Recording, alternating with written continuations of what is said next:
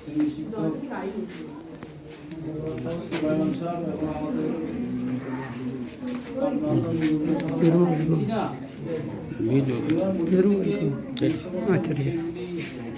আলোকুল আবৃত্তি যে সমস্ত বিষয়গুলি হয়তো বাড়িতে ভিডিও করতে পারিস না? ভিডিও করতে আমাদের ফর্মফিলাপটা শুরু হবে কবে, শেষ হবে কবে?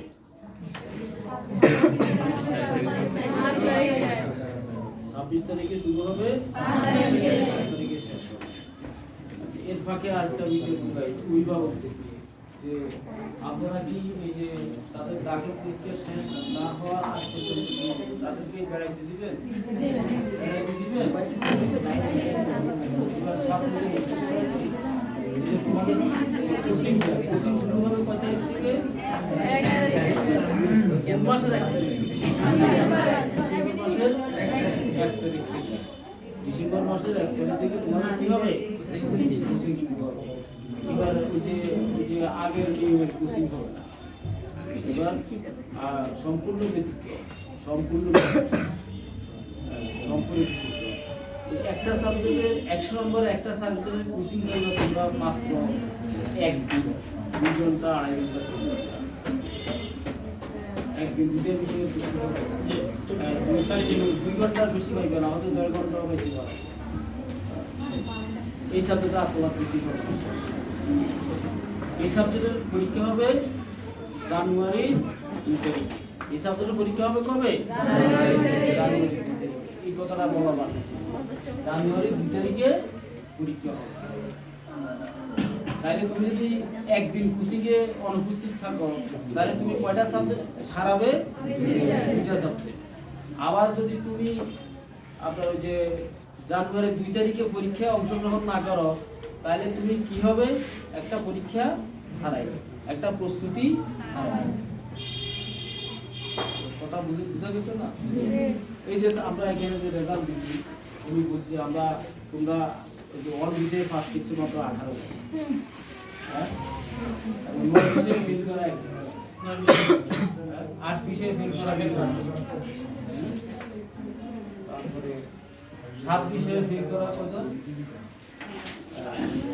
7 বিষয় আছে আমাদের, 7 বিষয় হলো 3 জন। 7 বিষয়ে ফেল করা 3 জন। এগুলো বলছিলেন না? জি, শুধু নামটা বলি নাই। নামটা বলি তোমাদেরকে বেঁচে নামটা বলি।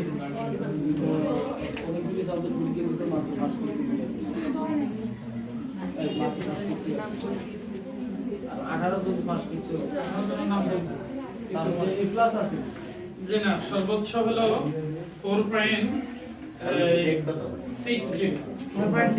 4.6 একটা এ প্লাস নাই, জি না, একটা এ প্লাস নাই। তোমাদেরকে আমরা 4 জন এই গ্রেড পাইছি। তোমাদেরকে আশা করি আমরা এটা সুসংবাদ দিতে পারি। সেখানে ইনশাল্লাহ হয়তো আল্লাহ যদি চায় দাখিল পরীক্ষা তোমরা ইনশাআল্লাহ আমিন। আমি তো ওটা দিছিল, এটা যে সরকার দিছিল আমাদের এখানে কেন ছিল না? ওই বৈরা স্যারের পোষণ, বৈরা স্যার ফেসিস্ট হাসিনা সরকারের বিদায় না, আমি কেন বেকার ওই কেন আমাদের কেন বেকার ওই থাকতে পারে? হ্যাঁ, কেন ওইখানে ছিল না?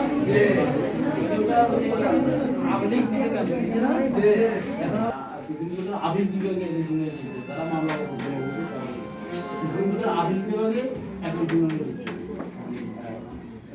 গত সপ্তাহে একটা শুনানি হয়েছে, এই সপ্তাহে শুনানি হবে, এরপরে আরেকটা শুনানি হবে, এরপরে একটা রায় বের হবে। রায় দিতে আমরা ইনশাল্লাহ যারা বিচারক এবং যারা সরকার সমিতি এখন ফেসিস্টের কেউ আছে, হ্যাঁ, আমরা কেন ভাই, হ্যাঁ,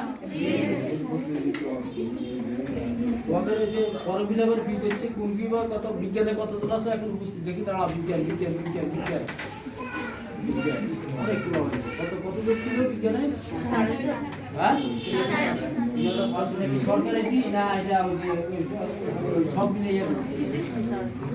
দেখি কি বলছি কি বলছে এটাকে সরকারের কি না সব মিলে দিচ্ছি। ওই যে সায়েন্সের ছাত্ররা তো ভালো ছাত্র হয়, সায়েন্সের ছাত্ররা পয়সাওয়ালা সন্তান হয়। সায়েন্সের ছেলেরা যদি আপনার ওই যে না বলতে পারে তাহলে কি সায়েন্সের ডেইলি ছাত্ররা সায়েন্সে পড়ে না, ডাক্তার ইঞ্জিনিয়ার পড়া হয়, তারপরে যে আপনার যে তারা সায়েন্সের ছাত্র না, এটা আমাদেরকে হুজুর তো বলছে তোমরা ছাত্র সাথে বলতে পারো না কেন? হ্যাঁ 350 টাকা হইলো ভর্তি, 350 টাকা হইলে কি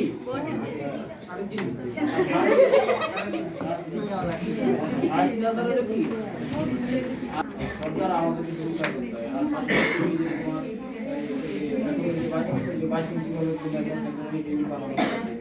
লেবার খরচ আইতেছে 7,000 টাকা, আনুষঙ্গিক বিভিন্ন খরচ আছে, খরচের জন্য আমাদের থেকে পুরো টাকাটা এখানে 35,000 আর 45,000 আর 3,000 30 পয়সা কম হবে সরকার টাকা, আমরা ব্যাংকের মাধ্যমে সরকারকে দিতে হবে পুরো টাকাটা, ঠিক আছে? এরপরে আমরা কৃষির কথা বলছি, তারপরে আমরা যে কৃষি সিস্টেমের কথা তো আমরা বলছি না, আমি সব বলছি কোথায় আসে গেছে আর কোনো কথা বাকি আছে আমরা অভিভাবকদেরকে যে কথা বলবো আপনারা যে অভিভাবক যদি আপনার যে ছেলেমেয়েরা নিয়মিত না আসে, আমাদের কথা না শোনে, তাহলে ফেল করবে। ফেল করলে কি আমার কিছু আসতে যাবে? হ্যাঁ 35 বছর চাই, 36 বছর শিক্ষকতা করতেছে, আমার ছেলের ঘরের নাতিরা এখানে এখন ছাত্র। হ্যাঁ আমরা এই 35 বছরে এই যে মসজিদের ইমাম, তারপরে মাদ্রাসার শিক্ষক, প্রাইমারি স্কুলের শিক্ষক, ইউনো ম্যাজিস্ট্রেট, ডিসি, এই যে ডাক্তার আসারুল কবির আমার ছাত্র গেলে হেলাম করে হুজুর দিল্লাই আছে, আপনার কি ট্রিটমেন্ট লাগবে, এই যে ডাক্তার আপনার আমার ছাত্র এখানকার ছাত্র গেলে আমাদেরকে শ্রদ্ধা করে হুজুর এইভাবে দাঁড়ায় থাকে, এখান থেকে টাকা হুজুর হুজুর কিটা কিচ্ছা হুজুর কিটা কিচ্ছা আমার ছাত্র, এই যে ম্যাজিস্ট্রেট কাউন্সিল, এই যে স্বাস্থ্য মন্ত্রণালয়ের আপনার এখন সে আপনার যে স্বাস্থ্য আপনার মন্ত্রণালয়ে গেলে ঢাকা উনিতে দাঁড়াইছে যে সে বসে না, হুজুর আপনি যতক্ষণ থাকুন আমার সামনে বসবো না। আমরা এই 35 বছর 36 বছরে কত হাজার হাজার ভালো ভালো ছাত্র আমরা ক্ষয় রেখেছি। মসজিদের ইমাম, বিভিন্ন মসজিদে গেলে নামাজ পড়তে গেলে হুজুর আছে, হুজুর আমাদের বয়স হয়েছে, শরীরে শক্তি নেই, তুমি নামাজ পড়ো, তুমি নামাজ পড়ো, তুমি নামাজ পড়ো না। মসজিদের ইমাম, কোনো একটা প্রাইমারি স্কুল গেলে, কোনো একটা হাই স্কুলে গেলে সব যেদিকে তাকায় রোডে গাড়ি শুধু আমাদের সাথে। প্রতি বছর যদি আমার এখান থেকে 100 জন ছাত্র 40 মাস পালানো হয় বাইরে, অবস্থা কি বুঝো না? হ্যাঁ অবস্থা কি বুঝো না? আমরা অভিজ্ঞতা নিয়ে কথা বলছি, কথাটা কি অভিজ্ঞতা। এখানে অনেক মায়েরা থাকবে, হ্যাঁ তুমি তোমার কর্ম নিয়ে থাকবে, তুমি তোমার শিক্ষা নিয়ে থাকবে, তোমার মা বাবাও থাকবে না, তোমার মা বাবা থাকবে না, তোমার বাইরে তোমার পাশে থাকবে না, তোমার পরিবারে কেউ তোমার কাছে তোমার সাথে থাকবে না, তোমাকে নিয়ে তোমাকে স্বয়ং সম্পূর্ণ হতে হবে, হবে না? তুমি যদি সেইভাবে উচ্চশিক্ষায় শিক্ষিত হয়ে তুমি প্রতিষ্ঠিত না করতে পারো নিজেকে, ধ্বংস হয়ে যাবে। ওই যে আমি যে কথাটা বলি অটো ড্রাইভারই করবা, হ্যাঁ আর 10 বছর পরে তো অটো ড্রাইভার হবে না, 10 বছর পরে বলবো বুদ্ধিবাজার থেকে বিমানে থাকি বাজার যাই, তখন ফাইনাল তখন ফাইনাল হইতে হবে।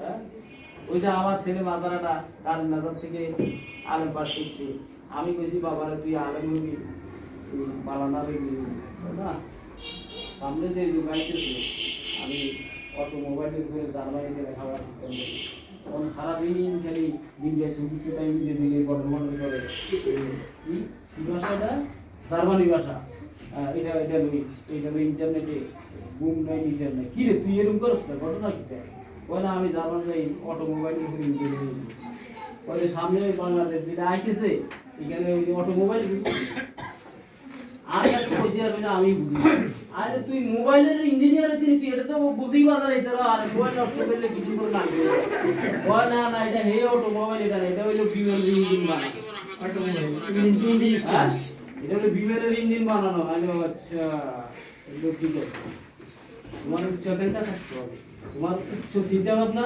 থাকতে হবে, এটা হলো কি অটোমোবাইল কি ইঞ্জিন বানানো।